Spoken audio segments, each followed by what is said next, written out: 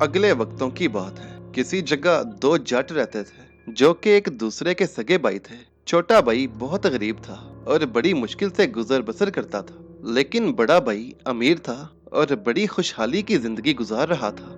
बावजूद इसके कि वो सगा भाई था, लेकिन उसने कभी अपने गरीब भाई की मदद न की, बल्कि हमेशा उसे यही कहता रहता, मुफलसी तुम्हारे मुकद्दर में लिखी हुई है, तुम तो हमेशा गरीब रहोगे।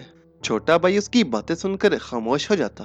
वो बेचारा मेहनत मजदूरी करके अपना पेट पाल रहा था और जूं तू करके वक्त गुजार रहा था।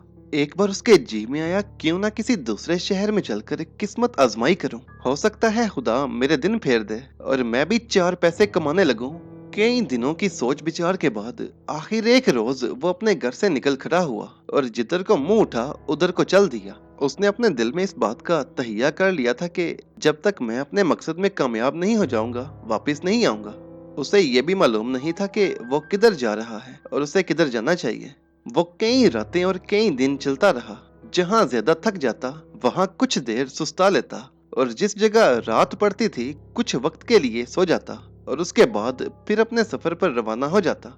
चलते चलते आखिर वो एक ऐसी जगह पहुंच गया जहां किसी बादशाह का महल तामीर हो रहा था। बहुत से बढ़ई और कारीगर महल तैयार कर रहे थे, लेकिन होता यह था कि जब महल एक तरफ से तैयार हो जाता और कारीगर दूसरी तरफ से भी मुकम्मल करने लगते तो पहली तरफ का हिस्सा खुद ब खुद गिर जाता।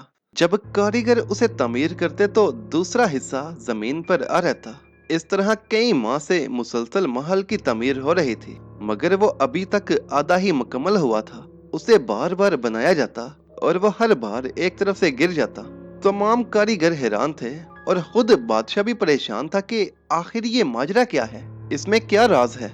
जब जाट वहां पहुंचा तो उसने भी ये मंजर देखा कि एक तरफ से दीवार मुकम्मल होती तो दूसरी तरफ से गिर जाती और अगर दोबारा उठाते तो पहली वाली खुद ब खुद टूट जाती। वो ये अजीबो गरीब बात देखकर कुछ देर के लिए वहीं खड़ा हो गया और बनते गिरते महल को देखने लगा। इतने में बादशाह वहां आया और उसने उससे दरियाफ्त किया, अरे अजनबी तुम कौन हो और कहाँ जा रहे हो।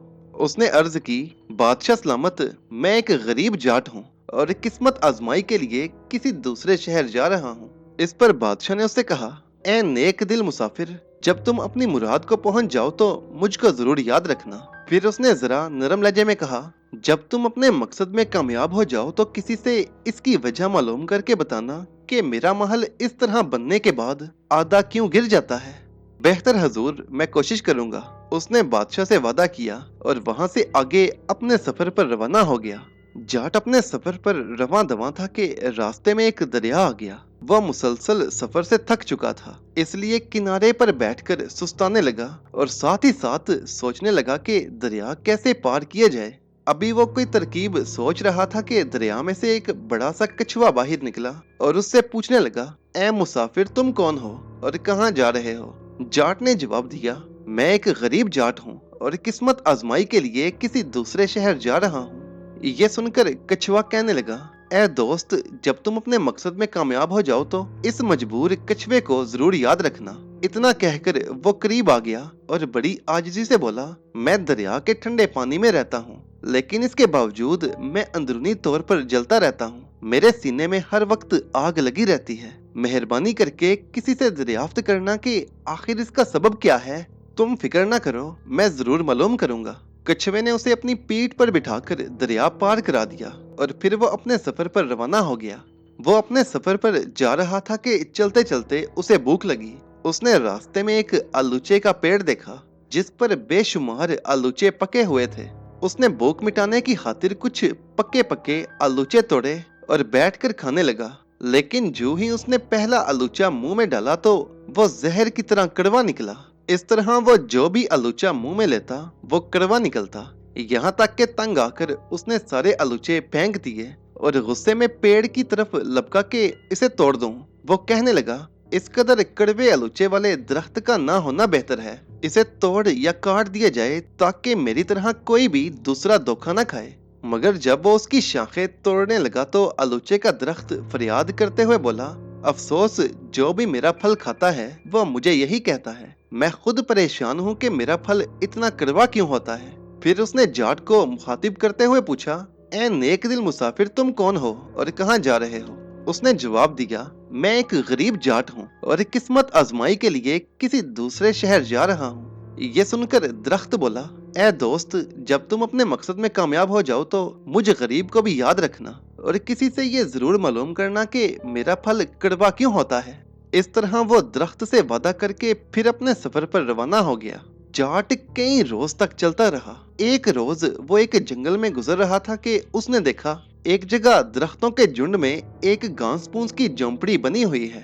उसने सोचा, चलो कुछ देर यहाँ सुस्ता लेता हूँ। ये सोचकर वो झोंपड़ी में चला गया। वहां जाकर देखा तो एक बूढ़ा फकीर गहरी नींद सो रहा था।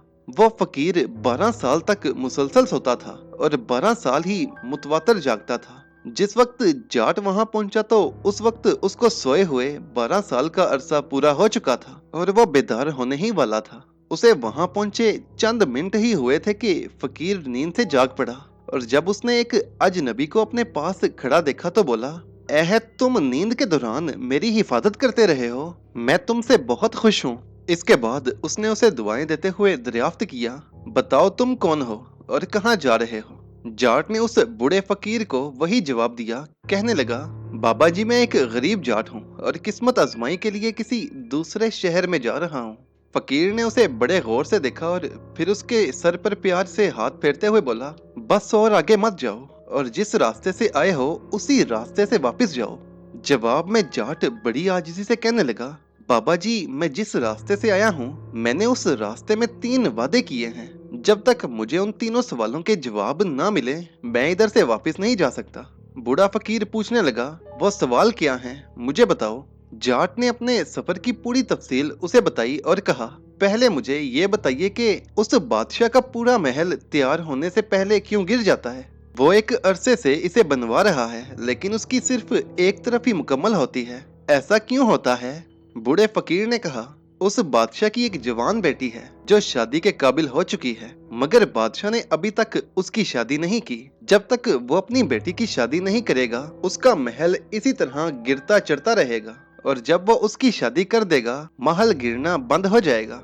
जाट ने फिर पूछा, वो कछुआ दरिया के ठंडे पानी की तह में रहता है, फिर उसके सीने में हर वक्त आग सी क्यों लगी रहती है, इसकी क्या वजह है? फकीर ने जवाब दिया, उस कछुए को अल्लाह ने दानिशमंदी की दौलत दी है, मगर वो खुद गर्ज है, उसे अपने सीने में दबाए बैठा है। उससे कहो कि वो अपनी आधी दानिशमंदी दूसरों में तकसीम कर दे, इसके बाद उसका सीना नहीं जलेगा।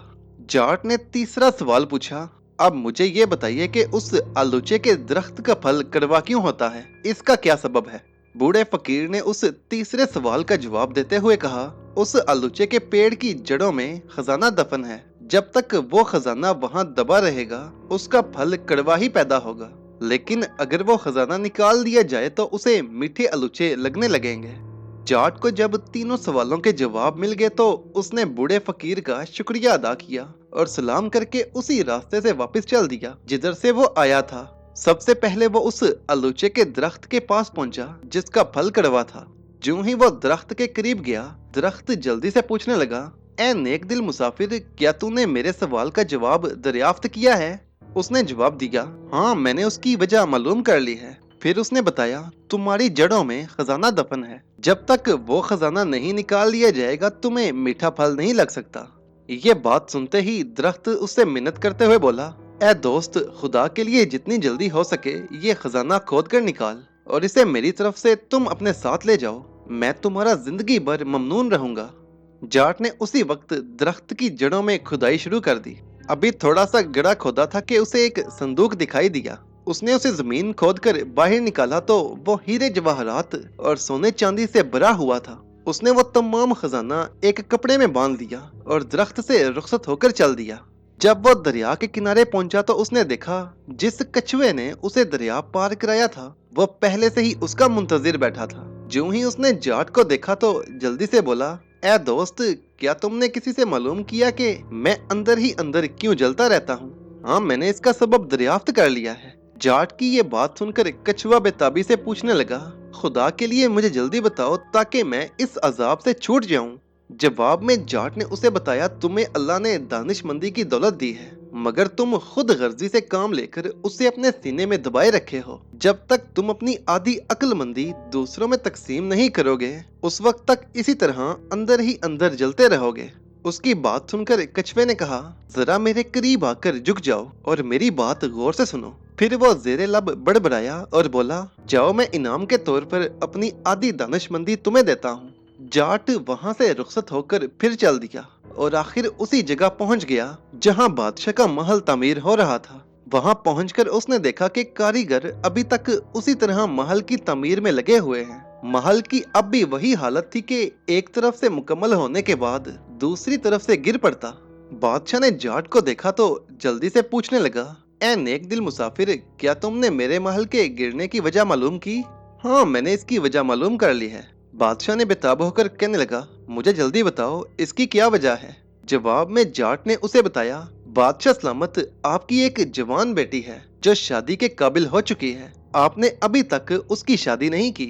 जब तक उसकी शादी नहीं होगी, आपका महल इसी तरह गिरता पड़ता रहेगा और कभी भी मुकम्मल ना हो सकेगा। बादशाह ने सुना तो उससे पूछने लगा, क्या तुम मेरी बेटी से शादी करोगे? उसने जवाब दिया, बादशाह सलामत, अगर आप मुझे इस काबिल समझते हैं तो मैं उससे जरूर शादी करूंगा। चुनाचे उसी वक्त बादशाह ने अपनी बेटी की शादी की तैयारियां शुरू कर दी और फिर चंद ही रोज में जाट की शादी शहजादी से हो गई। शादी के कुछ अरसा बाद उसने अपने बड़े भाई को अपने पास बुलाया। ज्यों ही वो दरबार में आया, अपने छोटे और गरीब भाई को शाही तख्त पर बैठा देखकर हैरान रह गया।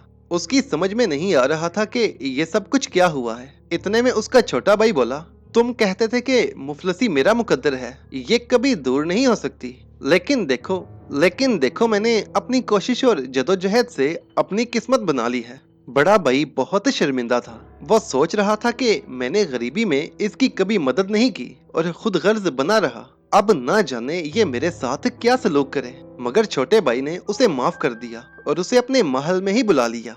इस तरह वो सब हंसी खुशी रहने लगे।